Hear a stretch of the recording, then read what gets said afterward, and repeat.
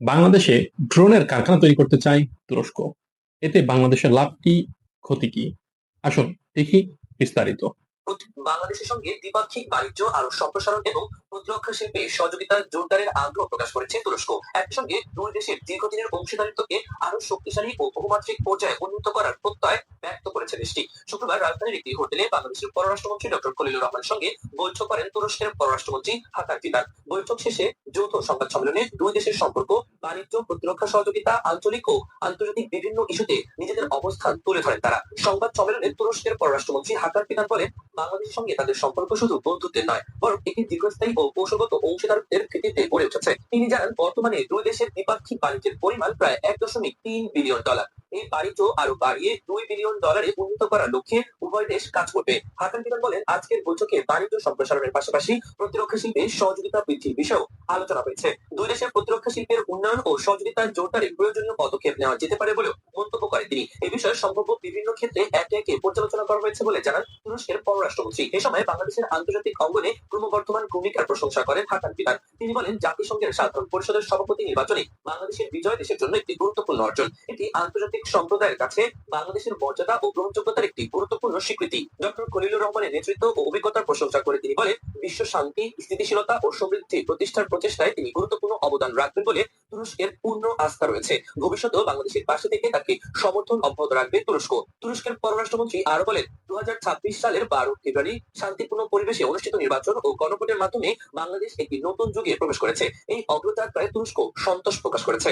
বৈঠকে আন্তর্জাতিক সংস্থা, আঞ্চলিক সহযোগিতা এবং বৈশ্বিক নানা ইস্যুতেও আলোচনা হয়েছে। দক্ষিণ এশিয়ায় স্থিতিশীলতা, শান্তি ও নিরাপত্তা রক্ষায় বাংলাদেশের গুরুত্বপূর্ণ ভূমিকার কথা উল্লেখ করে হাকান ফিদান বলেন, বাংলাদেশ গ্লোবাল সাউথের একটি শক্তিশালী কণ্ঠস্বর এবং আন্তর্জাতিক অঙ্গনে দেশটির গুরুত্ব ক্রমেই বাড়ছে।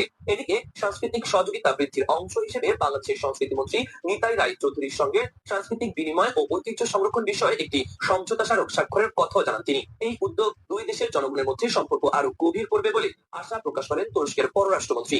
রোহিঙ্গা সংকট নিয়েও কথা বলেন হাকান ফিদান। তিনি বলেন, এক দশকের কাছাকাছি সময় ধরে বাংলাদেশ 10 লক্ষেরও বেশি রোহিঙ্গাকে আশ্রয় দিয়ে মানবতার এক অনন্য দৃষ্টান্ত স্থাপন করেছে। রোহিঙ্গা সংকটের একটি ন্যায়সঙ্গত ও স্থায়ী সমাধান খুঁজে বের করতে তুরস্ক সংশ্লিষ্ট দেশ ও আন্তর্জাতিক সংস্থাগুলোর সঙ্গে সমন্বয় করে কাজ করছে।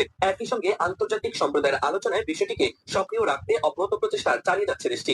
এদিকে বাংলাদেশে বিনিয়োগ করতে এবং বিশেষ অর্থনৈতিক অঞ্চল প্রতিষ্ঠার জন্য তুরস্ককে প্রস্তাব দেওয়া হয়েছে বলে জানিয়েছেন পররাষ্ট্রমন্ত্রী ডক্টর খলিলুর রহমান। তিনি বলেন, তুরস্কের পররাষ্ট্রমন্ত্রীকে বাংলাদেশে বিদেশি বিনিয়োগকারীদের জন্য প্রণোদনা সম্পর্কে জানিয়েছি এবং সম্ভাব্য তুর্কি বিনিয়োগকারীদের বাংলাদেশের বিভিন্ন অর্থনৈতিক অঞ্চল এবং বিশেষ অর্থনৈতিক অঞ্চলে বিনিয়োগ করার জন্য আমন্ত্রণ জানিয়েছি। আমরা বাংলাদেশে একটি বিশেষ অর্থনৈতিক অঞ্চল প্রতিষ্ঠায় তুরস্ককে প্রস্তাব দিয়েছি। উল্লেখ্য, তুরস্কের পররাষ্ট্রমন্ত্রী হাকান ফিদান 3 দিনের সরকারি সফরে বৃহস্পতিবার রাতে ঢাকায় পৌঁছান। তার এই সফরকে বাংলাদেশ তুরস্ক সম্পর্কের নতুন সম্ভাবনা ও সহযোগিতার ক্ষেত্র সম্প্রসারণের গুরুত্বপূর্ণ পদক্ষেপ হিসেবে দেখা হচ্ছে।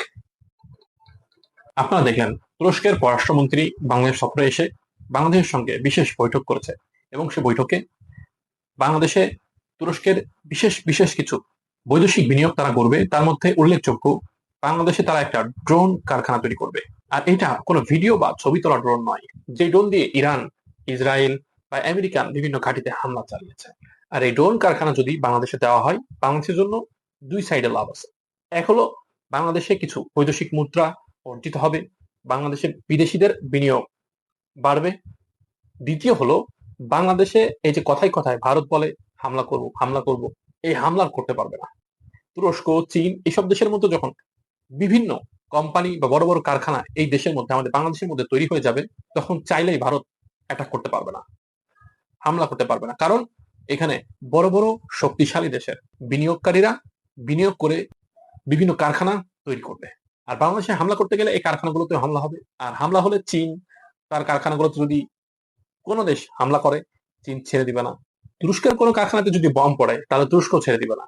তাহলে বাংলাদেশের কয় সাইড দিয়ে লাভ হলো? এক সাইড দিয়ে বৈদেশিক মুদ্রা অর্জন হবে, বিভিন্ন বিদেশি বিনিয়োগকারীরা এখানে বিনিয়োগ করবে, বাংলাদেশের নিরাপত্তা বাড়বে, বাংলাদেশের বিলিয়ন বিলিয়ন ডলার এখান থেকে আয় হবে। শুধু তাই নয়, বাংলাদেশে কেউ যদি অ্যাটাক করতে চায়, হামলা করতে চায়, তাকেও 100 বার ভাবতে হবে। সুতরাং চীন, তুরস্ক বা রাশিয়ার মতো দেশগুলো যদি বাংলাদেশে বিনিয়োগ করে, এ সম্পর্কে আপনার কোনো মতামত থাকলে অবশ্যই ভিডিও কমেন্টস করতে জানাবেন। সে ভালো থাকবেন, সুস্থ থাকবেন। আল্লাহ হাফেজ।